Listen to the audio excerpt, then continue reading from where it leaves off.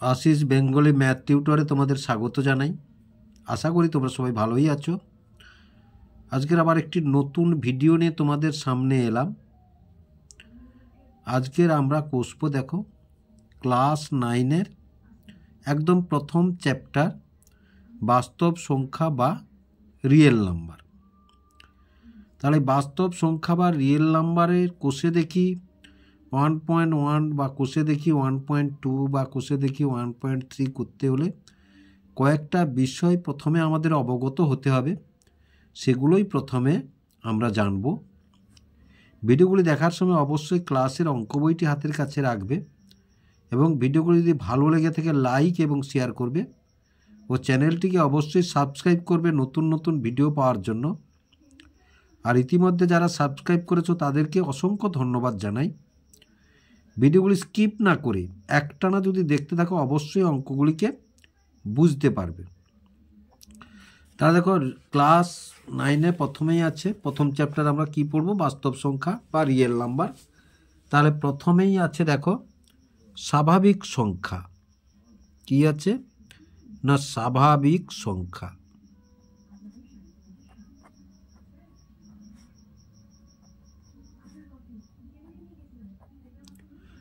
কাকে বলবো আমরা? 1 2 3 4 ... 60 100 কি 5000 1 এগুলো সবই ...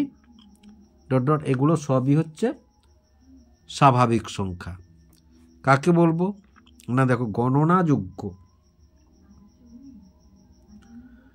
গণনার সংখ্যাকে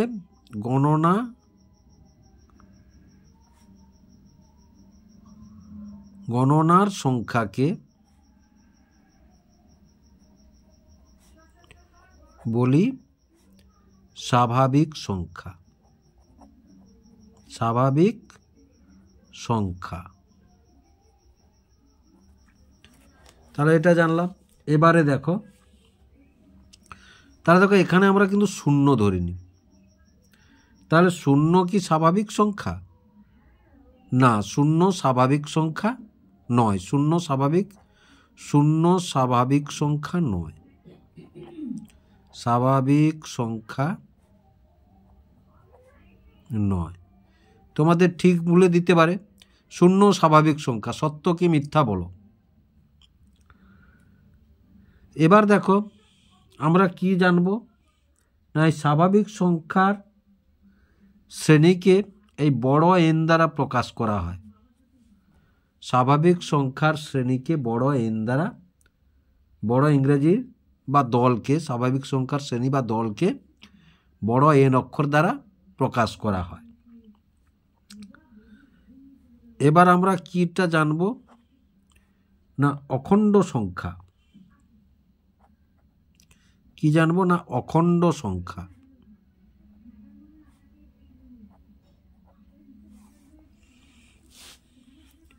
অখণ্ড সংখ্যা কাকে বলবো দেখো না 0 1 2 3 4 ... দেখো স্বাভাবিক সংখ্যার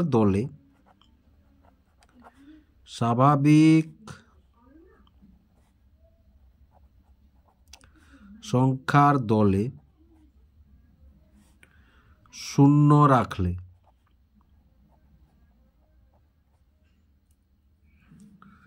অখণ্ড সংখ্যার দল পাবো। অখণ্ড সংখ্যার দল পাবো। ইংরেজি ডব্লিউ অক্ষরের দ্বারা প্রকাশ করা হয়।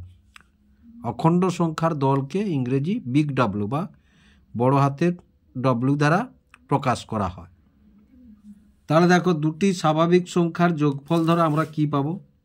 ধরো 65 যোগ 60, তাহলে সমান যোগ করলে কত? 125 স্বাভাবিক সংখ্যা।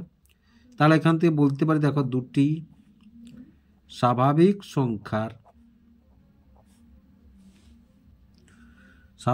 সংখ্যা যোগ করলে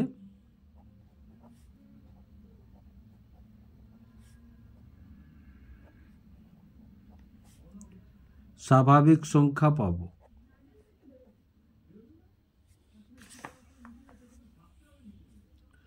স্বাভাবিক সংখ্যা পাবো। এবার দেখো, ধরো 8 গুণ 5 সমান কত? 40।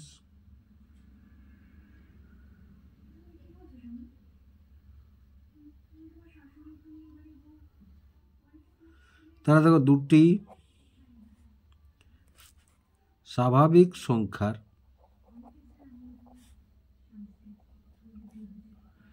সংখ্যার গুণফল স্বাভাবিক সংখ্যা।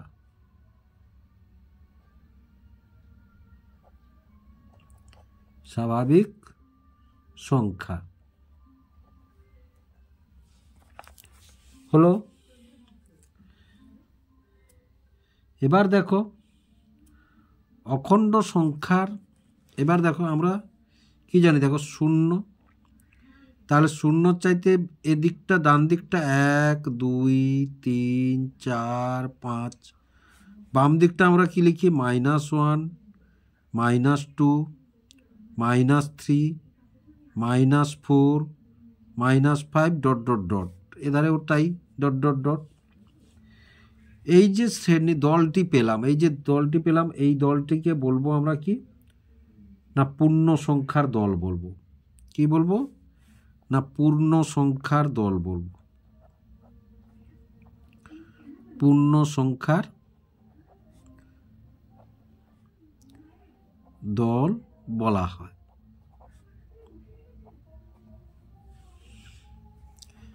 এবার দেখো, এই যে পূর্ণ সংখ্যার দলকে আবার দুটি ভাগে ভাগ করা হয়েছে। দেখো পূর্ণ সংখ্যার দল, তাহলে পূর্ণ সংখ্যার দল দুটি ভাগে আমরা ভাগ করব।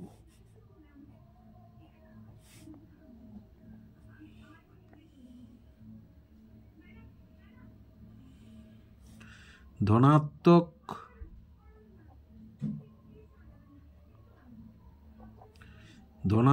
পূর্ণ সংখ্যা ও ঋণাত্মক পূর্ণ সংখ্যা।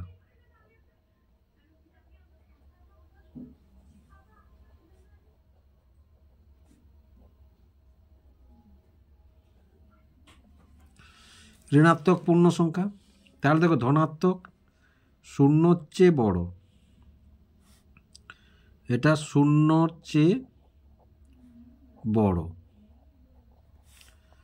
এটা 0-র চেয়ে ছোট। শর্টে লিখে দিলাম, 0-র চেয়ে বড় সংখ্যাকে ধনাত্মক পূর্ণ সংখ্যা বলবো, আর 0-র চেয়ে ছোট সংখ্যাকে বলবো ঋণাত্মক পূর্ণ সংখ্যা বলবো। তাহলে দেখো 0 ধনাত্মক এবং ঋণাত্মক কোনোটাই নয়।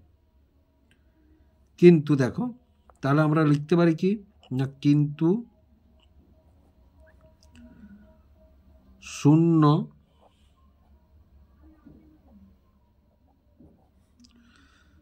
ধনাত্মক বা ঋণাত্মক পূর্ণ সংখ্যা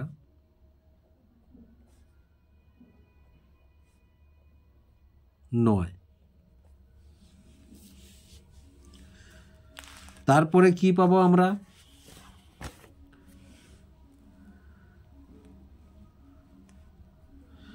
তারপরে পাবো আমরা মূলদ সংখ্যা। কি পাবো? মূলদ সংখ্যা বা রেশনাল নাম্বার। মূলদ সংখ্যা বা রেশনাল নাম্বার।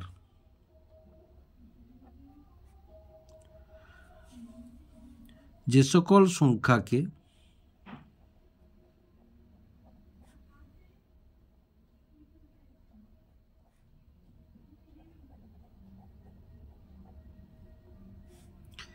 P/Q আকারে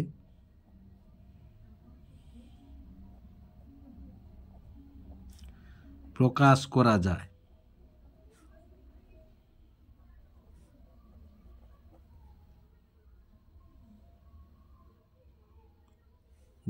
যেখানে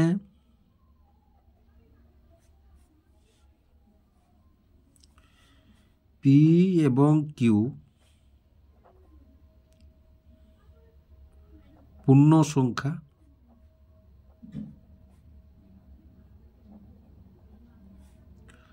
আবার কিউ সমান শূন্য নয়, কিউ সমান শূন্য নয়, তাদের মূলদ সংখ্যা বলে, তাদের মূলদ সংখ্যা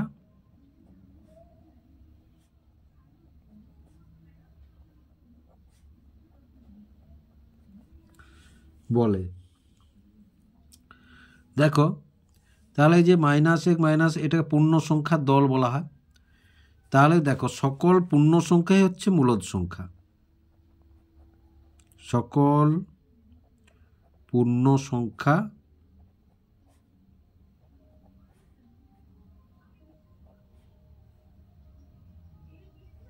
পূর্ণ সংখ্যাই মূলদ সংখ্যা।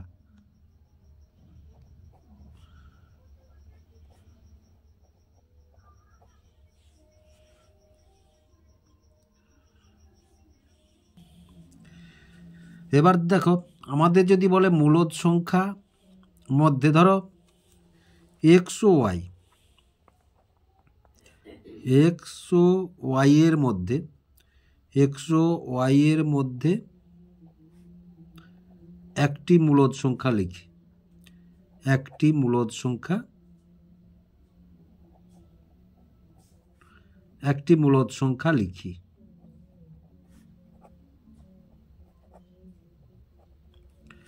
তাহলে আমরা কি করব না, কেন দেখো x plus y by two এই ফর্মুলায়, যেমন ধরো যদি বলে 4 ও 5-এর মধ্যে একটি মূলদ সংখ্যা লিখি, তাহলে আমরা কি করব 4 যোগ 5 বাই 2, এটাকে একটু লিখিয়ে এসো না, 4 ও 5-এর মধ্যে, 5-এর মধ্যে একটি মূলদ সংখ্যা লিখি, একটি মূলদ সংখ্যা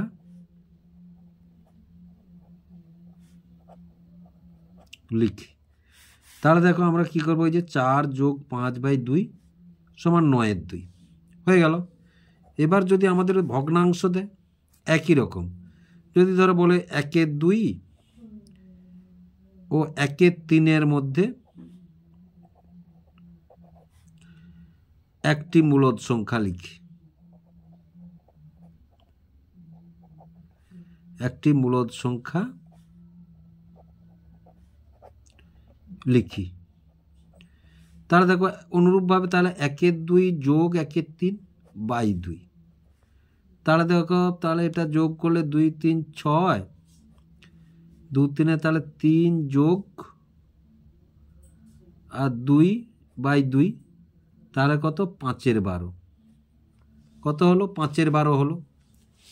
এবার দেখো যদি আমাদেরকে বলে এক্স ও ওয়াই এর মধ্যে 2-এর বেশি, মানে একটির বেশি যখন মূলদ সংখ্যা নির্ণয় করতে পারবে, 2 3 4 কি 5টি মূলদ সংখ্যা, ধরো 5টি মূলদ সংখ্যা নির্ণয় করো, 5টি মূলদ সংখ্যা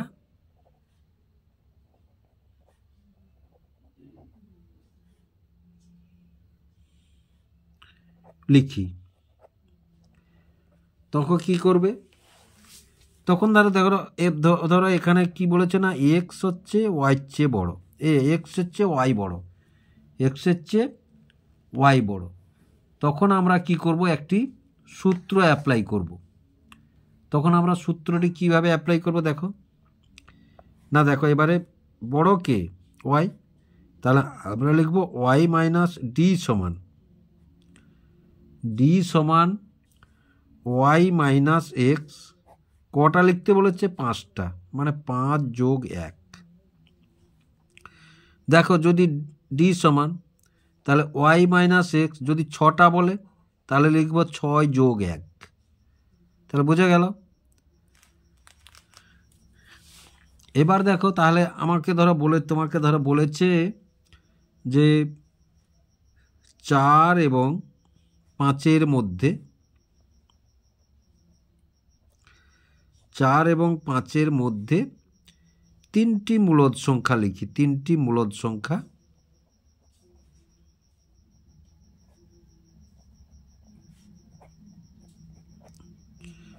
লিখি। তাহলে দেখো আমরা প্রথমে ডি বের করব। তাহলে ডি সমান কি না, ডি সমান হচ্ছে 5 বিয়োগ 4, কটা বলেছে 3টা, মানে 3 যোগ 1 সমান 5 থেকে 1-এর 4, কত 1-এর 4। এবার ছোট সংখ্যাটা কত এক্স, তাহলে এখানে আমরা কি লিখব, প্রথমটা হবে এক্স প্লাস ডি, পরেরটা হবে এক্স প্লাস 2d, তারপরেরটা হবে এক্স প্লাস 3d, তারপরেরটা হবে চলতে থাকবে x plus 4d, x plus 5d। তাহলে থেকে বলেছে 4 ও 5-এর মধ্যে 3টি মূলদ সংখ্যা লিখি। তাহলে 1-এর 4 লিখলাম। তাহলে আমরা কি এখানে লিখব কি দেখো, তাহলে 4 যোগ 1-এর 4, তাহলে সমান কত পাবো আমরা, 4 লসাগু, তাহলে 16 যোগ 1, তাহলে 17-এর 4, একটা পেলাম 17-এর 4। তারপরে এই যে 2d, তাহলে 4 যুক্ত 2 গুণ 1-এর 4, তাহলে 2 2 কেটে 1-এর 2, তাহলে দেখো সমান সমান এটা যোগ যদি করি আমরা, তাহলে 2 লসাগু, তাহলে 8 যোগ 1 সমান কত, 9-এর 2 সমান 9-এর 2। আবার দেখো 3টা বলেছে, তাহলে 4 যোগ 3 গুণ 1-এর 4 সমান দেখো 4 যোগ 3-এর 4 সমান দেখো 4 লসাগু, এবার 4 4 16 আর 3 সমান কত 19-এর 4। তাহলে 3টি হয়ে গেল, এটি একটি হলো, এটি একটি হলো, এটি একটি হলো। তাহলে দেখো, তাহলে এটি একটি, এটি একটি, এটি একটি, দেখো তাহলে 3, এই যে এটা 3d মানে 3 গুণ 1-এর 4, 1-এর 4 এই যে বের করছি আমরা। তাহলে আশা করি তোমরা বুঝতে পারলে যে মূলদ সংখ্যার যখন একটি বের করতে হবে, 1-এর বেশি যখন বের করতে হবে, তখন এই সূত্র এইটি আমরা অ্যাপ্লাই করব, এইটি আমরা অ্যাপ্লাই করব। বোঝা গেল?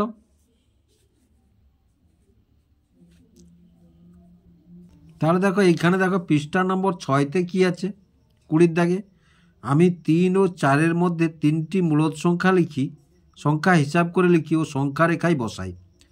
তাহলে আমি 3 ও 4-এর মধ্যে 3টি মূলদ সংখ্যা হিসাব করে লিখি ও সংখ্যা রেখায় বসাই। তাহলে এটা যদি আমরা করি, দেখো তাহলে কি বলেছে না, 20 নিজে করি, 20 নিজে করি,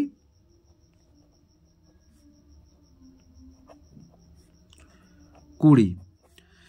তাহলে দেখো 4, 3 এবং 4-এর মধ্যে, তাহলে 3 ও 4-এর মধ্যে, তাহলে প্রথমে দেখো 3টি বলেছে, তাহলে দেখো এইটা লিখবো আমরা, এইটা লিখবো।